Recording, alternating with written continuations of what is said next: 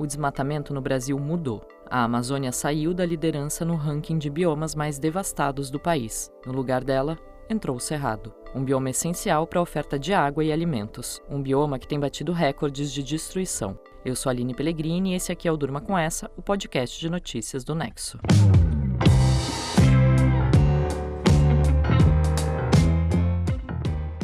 Olá, eu sou a Suzana Souza e tô aqui com a Aline para apresentar esse podcast que vai ao ar todo começo de noite, de segunda a sexta, sempre com notícias que podem continuar a ecoar por aí. Terça-feira, 28 de maio de 2024, dia em que o MAP Biomas divulgou seu relatório anual de desmatamento, que mostra que mais da metade de toda a área desmatada no Brasil em 2023 ocorreu no Cerrado. É a primeira vez, desde que os registros da organização começaram, em 2019, que a Amazônia não ocupou o primeiro lugar nesse ranking. É a primeira vez que o desmate no Cerrado ultrapassou o da Amazônia. O Cerrado correspondeu em 2023 a 61% da área desmatada em todo o Brasil, a Amazônia por 25%. Juntos, os dois biomas, que são os maiores do país, somam mais de 85% da área total de vegetação nativa suprimida. Foram mais de 1 milhão de hectares desmatados no Cerrado, 68% a mais do que no ano anterior, em 2022. O Tasso Azevedo, que é coordenador do MAP Biomas, mostrou como o levantamento evidencia que a cara do desmatamento está mudando no Brasil, se concentrando nos biomas onde predominam formações savânicas e campestres e reduzindo nas formações florestais. O Cerrado tem agora um desmatamento que é mais do que 2 vezes o desmatamento, a área desmatada na Amazônia. Se a gente considerar que a área do Cerrado é metade da área da Amazônia, significa que, proporcionalmente, o desmatamento no Cerrado hoje é 4 vezes, talvez 5 vezes, o desmatamento que a gente tem na Amazônia. Também aumentaram o desmatamento na Caatinga e no Pantanal. E caíram em 2023, como na Amazônia, os desmatamentos na Mata Atlântica e no Pampa. Ao todo, foram mais de 1.800.000 hectares de vegetação nativa suprimidas em 2023. Mais de 93% da área desmatada no Brasil naquele ano teve pelo menos um indício de ilegalidade. Em 5 anos de monitoramento do MAP Biomas, o país perdeu uma área equivalente a 2 estados do Rio de Janeiro.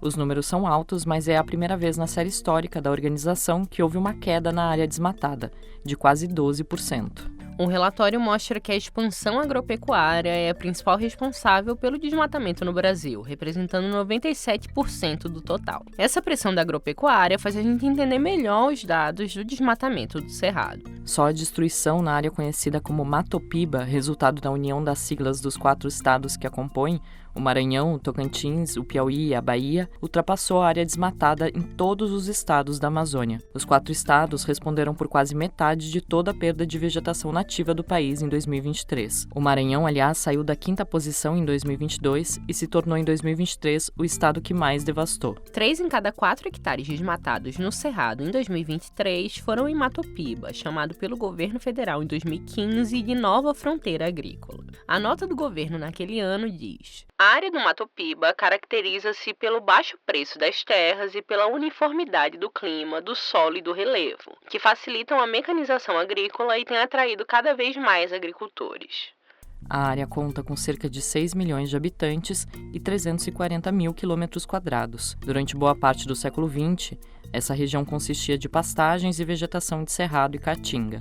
A expansão da atividade agrícola se intensificou a partir de 2005, baseada em fazendas de monocultura que produzem em grande escala. Além de soja, arroz e algodão também são culturas expressivas da região.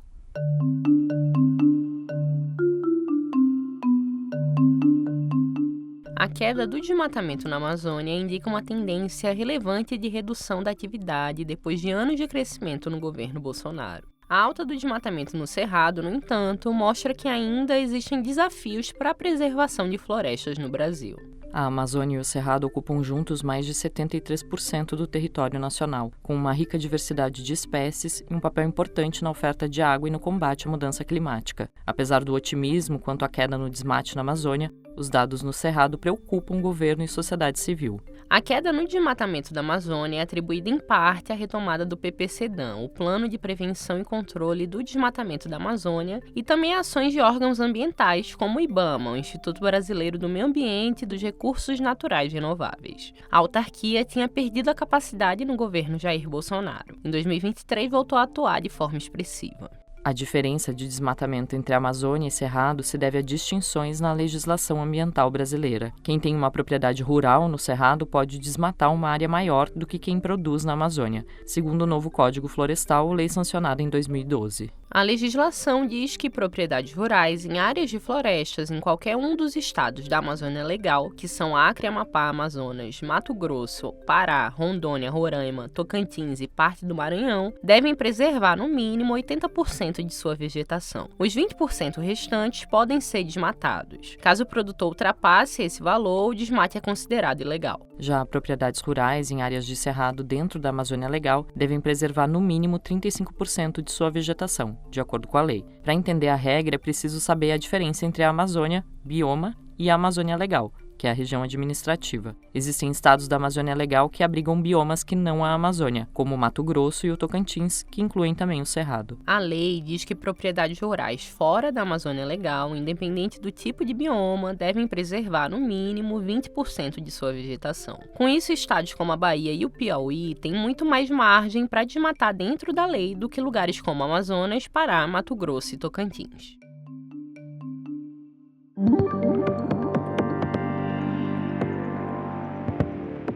O Cerrado é o segundo maior bioma terrestre do país. Ele ocupa cerca de 22% do território nacional, alcançando as 5 regiões brasileiras, com destaque para o centro-oeste. É a savana mais rica do mundo, com grande diversidade de animais e plantas que fazem fronteira com a vegetação da Amazônia, da Mata Atlântica, da Caatinga e do Pantanal. O bioma abriga nascentes das 3 maiores bacias hidrográficas na América do Sul e está numa região de grandes aquíferos. A região, por esse motivo, é chamada de berço das águas. Áreas densas de matas ciliares acompanham o curso de seus principais rios. A área também tem importância econômica. Estão no Cerrado alguns dos estados líderes do agronegócio brasileiro, como o Mato Grosso do Sul e os estados do Mato Piba. Além disso, a produção de água no bioma ajuda a abastecer bacias hidrográficas de todo o Brasil. Influenciado pelo clima tropical continental, com 2 estações bem definidas, a seca e a úmida, o Cerrado tem uma característica única no Brasil: a adaptação ao fogo. Queimadas naturais podem ocorrer na flora local, que se recupera rapidamente desses eventos. Mas incêndios intensos e descontrolados, provocados pela ação humana, podem degradar a vegetação. A ocupação do Cerrado é relativamente recente. O desmatamento cresceu na região a partir do século XX, incentivado pela interiorização da urbanização brasileira e pelo avanço da agropecuária no centro-oeste. Atividades como a pecuária extensiva e o cultivo de monoculturas de soja estão entre as causas para a perda da vegetação local. Estima-se que o Cerrado tenha perdido 50% da sua vegetação original desde o século XX. Do que restou, apenas 20% está em bom estado, segundo especialistas. Pouco protegido pela lei ou por unidades de conservação, o bioma hoje é composto por diversos fragmentos degradados que têm menos capacidade de conservar a mesma diversidade biológica e as mesmas funções ecológicas que a vegetação original. Apesar de abrir mais terras para a produção, o desmatamento pode prejudicar a economia do bioma. O corte de vegetação tende a reduzir a oferta de água na região, essencial para a agricultura. O cenário se agrava em áreas como a do Mato Piba, que tendem a ficar mais secas no contexto da mudança climática. E aí é possível que a grande produção de grãos na região se torne inviável em breve. Ambientalistas e cientistas ligados a universidades e organizações do Brasil, dos Estados Unidos, da França e do Reino Unido escreveram em carta em novembro de 2023 que a visão de que o Cerrado é o grande celeiro da produção de alimentos do país sacrifica o bioma. O grupo pediu novas políticas para sua conservação. O Cerrado pode continuar a ser um grande produtor do agronegócio sem comprometer o meio ambiente, mas é necessário adotar medidas que otimizem o uso da terra na região, incentivando, por exemplo, o uso de áreas já degradadas em vez da derrubada de novas florestas. Também é necessário mudar a gestão dos recursos hídricos. O Ministério do Meio Ambiente disse em novembro de 2023, quando o INPE, o Instituto Nacional de Pesquisas Espaciais, revelou a configuração da destruição do Cerrado, que a tendência era que os dados desse desmatamento começassem a cair. Na época, a ministra do Meio Ambiente, Marina Silva, anunciou uma nova fase do chamado PP Cerrado, um plano de ação para prevenção e controle do desmatamento do Cerrado, que inclui, entre outros, meta de desmatamento zero até 2030, atualização de planos estaduais de combate ao desmate e destinação de áreas públicas para terras indígenas, quilombolas e unidades de conservação. Ambientalistas afirmam que só ações de controle do desmatamento ilegal não são suficientes. É preciso outros instrumentos para desestimular quem pode desmatar legalmente. Incentivos econômicos que beneficiem quem preservar áreas verdes pode funcionar nesse caso. Ambientalistas propõem medidas como corredores ecológicos, restauração de terras degradadas e proteção de comunidades indígenas e povos tradicionais do Cerrado. Também sugerem que regulações internacionais que buscam cadeias de produtos livres de desmatamento incluam os ecossistemas não florestais. O Durma com Essa volta já.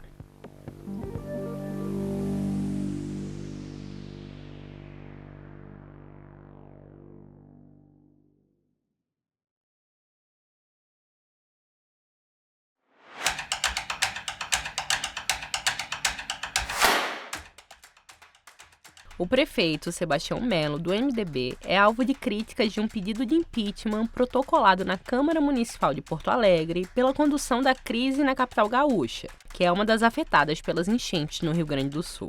O Lucas Zacari escreveu sobre o tema.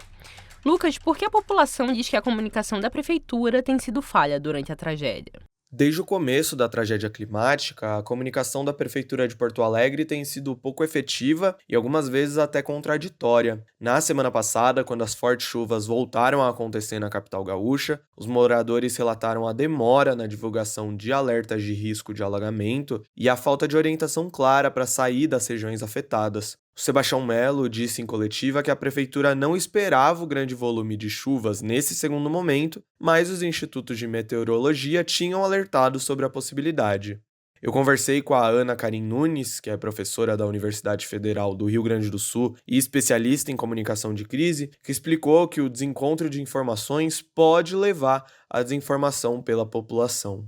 E, Lucas, por que o Sindicato dos Engenheiros do Rio Grande do Sul alega que a inundação que atinge Porto Alegre é resultado de pouca manutenção?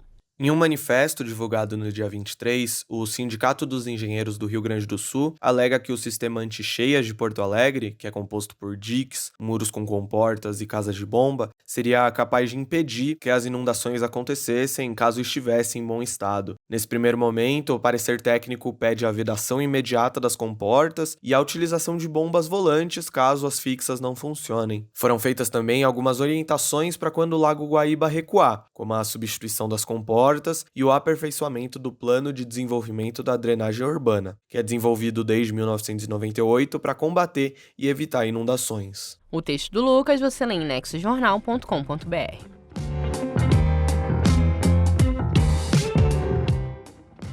Da destruição do Cerrado aos problemas da gestão da Prefeitura de Porto Alegre durante as enchentes no Rio Grande do Sul, durma com essa.